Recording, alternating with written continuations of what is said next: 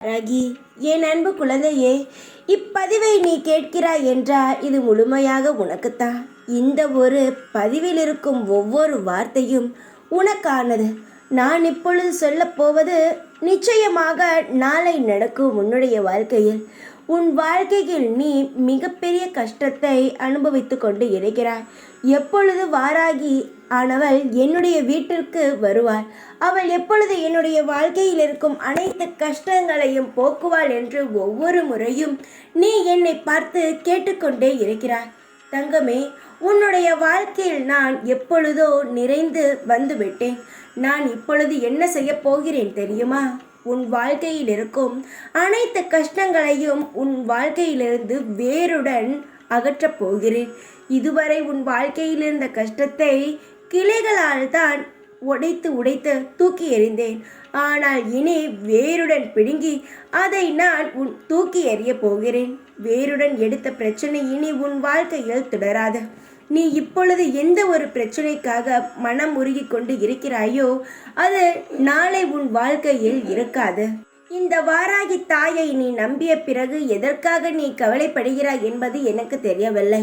மலை போல் காக்கும் தெய்வம் என்று தானே என்னிடம் நீ நெருங்கி வந்தாய்.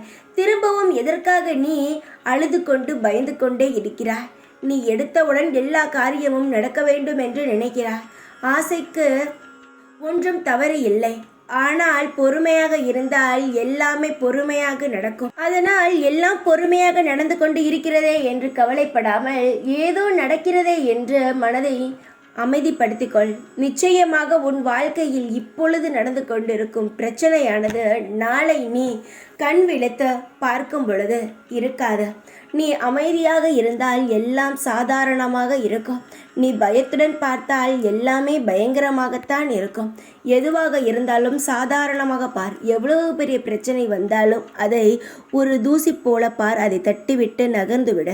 அதை சிறிய பிரச்சனையாக இருந்தாலும் அதை மலை போல் பார்த்தால் இன்னும் அதிக மழையாகத்தான் தெரியும். அதை அசைக்க முடியாமல் ஆகிவிடும். தங்கமே, பிரச்சனையை நீ தூசி போல் பார்த்தால் தட்டி விடலாம் என்பதை மறந்து விடாதே. காயங்களை நீ சீக்கிரமாகவே நான் ஆற்றி தருகிறேன். அதை பற்றி எல்லாம் கவலைப்படாதே. உன் மனதானது எப்பவும் அமைதியாக வைத்துக்கொள், நிதானமாக வைத்துக்கொள். எந்த நேரமும் தடுமாறி விடாதே. நான் இருக்கும் வரை உன்னை யாரும் எதுவும் செய்துவிட முடியாது. ஆனால் நீயே பயந்து நீயே ஏதாவது ஒரு பிரச்சனையில் மாட்டிக்கொண்டால் தான் உண்டு. கவலைப்படாதே. உன்னுடைய பிரச்சனையில் இருந்து நான் உன்னை நிரந்தரமாக விடுதலை செய்கிறேன். எப்பொழுதும் உன் கூடவே தான் இருப்பேன். இந்த வாராகி நான். ஜெய் வாராகி.